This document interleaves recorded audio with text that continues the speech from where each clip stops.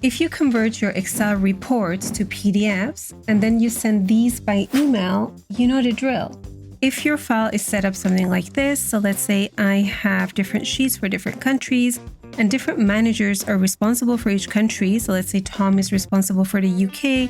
I would go to File, Save As, give it a name, save it as PDF. Then I'll open Outlook, click on New Email, put in Tom's email address, add a subject, browse for the file, type in some text here, and then hit send. And then I would go back to Excel and repeat this all over again for the next person and the next person. Now, I used to have a VBA macro that did all of this for me, but then the world started moving to Excel Online, and VBA just doesn't work there. Plus, in many companies, IT doesn't allow the use of VBA anymore. Now, the good news is that Microsoft quietly gave Excel the ability to create PDFs and send emails directly from Excel. There's no VBA, there's no Power Automate. So watch this. Over here, I have an index sheet with a table that states the manager's name, their email address, and the worksheets that should get sent to them. All I have to do is click this button and their sheet is sent as a PDF document. Now, it doesn't matter if you click this button in Excel on desktop or if you go to Excel Online and you click this button there, they both work the same. So here we can test it out. I'm just going to click this. Actually, before I do that, let me quickly bring up Prakash's email so that we can take a look. Okay, so that's Prakash. He should be receiving the PDF for Canada. Now I'm going to click this and let's just see how long it's going to take to arrive. Here we can see there are things happening in the background, and here it is. And we have, hi Prakash, please find attached your report. When I open this, we just see the info for Canada. Now I did hear another ping, and that was for Tom. Let me just bring up Tom's email. And here we have, hi Tom, please find attached your report. And this one is for the UK. You probably want to know how this is set up.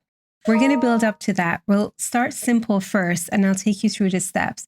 It's quite simple. It's easy to follow. And you can also check the link in the description and grab the file and the code that I'm using.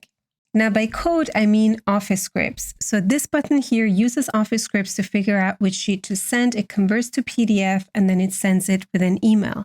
Now, if you're wondering whether each person is restricted to a single sheet, no, the code has been set up so that it works like this. So in this case, Prakash, let's say, is responsible for both Canada and Germany.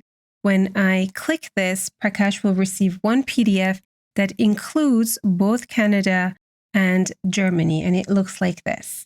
If you've never used Office scripts before, now is a great time to test it out. Just go to the Automate tab, New Script, Create in Code Editor, and you get the Office scripts box pop up on the side. Think of this as VBA's younger sibling. It's the same idea. You automate stuff in Excel, but it works in Excel Online as well, which VBA doesn't. Notice we got some placeholder code here. I'm going to expand this so we can see it better, and I'll also increase the font size a little bit so that's easier to read. This here, this top part, that first line, is the entry for Excel. So it needs this for the script to run. The rest is just placeholder code that we can replace. To convert a file into PDF and send it with email, we can actually grab the code directly from Microsoft Learn. I'll add the link for this in the description. If I scroll down, we can see the code. Since this is the full code, so we have that entry point here as well, I can copy this full thing, go back to Excel, and let's just paste it in. It's not a very long script. There are bits and pieces that we can see we need to adjust. So let me just quickly walk you through this. After our entry point, we're converting the Excel file into a PDF. So convertToPdf is the method that we're using, and we're assigning it to PDF object. Now you can change these names if you want, but we can stick to these standard names. Then here we're defining a name for our PDF file. So in this case, this is just called report.pdf. I can call it regional report.pdf. Then here's the code to download the PDF. But if you don't need to download the PDF, you just want to send it directly with email, you actually don't need this. So notice these double slashes here, these are comments that tell us what's happening in the code. This part is to download the PDF. If we don't want it, we can just get rid of this code, or you can comment out the entire code if you're not sure and you might want to use it later on. This part here is where we email the PDF. So we're using OfficeScript.sendEmail. This is where you need to make your adjustments. So let's say I'm sending this one to prakash@excelplus.com. Subject, I'm just going to go with regional report. And here's the monthly performance report. And for attachments, we have PDF file, which we defined up here. Now you can also attach multiple PDF files. Okay, so with this setup like this, I'm just going to click on play and let's run this, see what we get. The script ran successfully. We should get an email right now. Here we have it. Prakash got the regional report. Now, when I take a look at what's inside, it has everything. The full file was converted to a PDF and sent with an email. And all it took were these few lines of code. That's it. But there is a problem. It has everything, all the countries and sheets. Maybe I don't want Prakash to see everything. Maybe there are some sheets that are anyhow should be excluded or not needed, like the index sheet might have some other sheets. So I thought, well, the convertToPdf method might take some additional arguments where I could specify which sheets to keep or which sheets to drop. But unfortunately, that's not the case, at least not yet. What it does is it converts the entire workbook to a PDF. So I thought, well, I'm kind of stuck. Not exactly. Here's the trick. If I hide a sheet, so if I hide this, let's actually hide multiple sheets. Let me just select this, hide these. Now let's run the script. Let's click on run, and Prakash should now receive only United States data. Let's check it out. Here it is. Let's open it up. And we just have the USA sheet. Let me quickly unhide everything. Let's unhide, select everything, just hold down Shift, click on the last one, and OK. So the trick is, before we create the PDF, we hide every sheet that we don't want. And then we create the PDF. Once we're done, we unhide everything again, so our workbook goes back to normal. And this way the manager gets a clean PDF with only their data. Now, obviously, I'm not going to sit here and manually hide every sheet and then update this email address so that the correct manager gets it.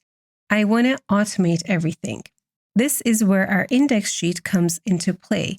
I can define everything in the cells here, and I can get the Office scripts to go through each row, grab the name, grab the email, and grab the sheet or sheets that are relevant for that manager and send it to them as a PDF. I'm just going to paste in the code here. Let's remove this and paste in the updated code. Now, the version that I have here looks through a range, not a table. I'll show you the table version in a second. So if you're using this in your own Excel files, make sure you update the sheet name, mine is index, and you update the range where your data starts. So mine is right now from B5 to D6. Then we loop through each row.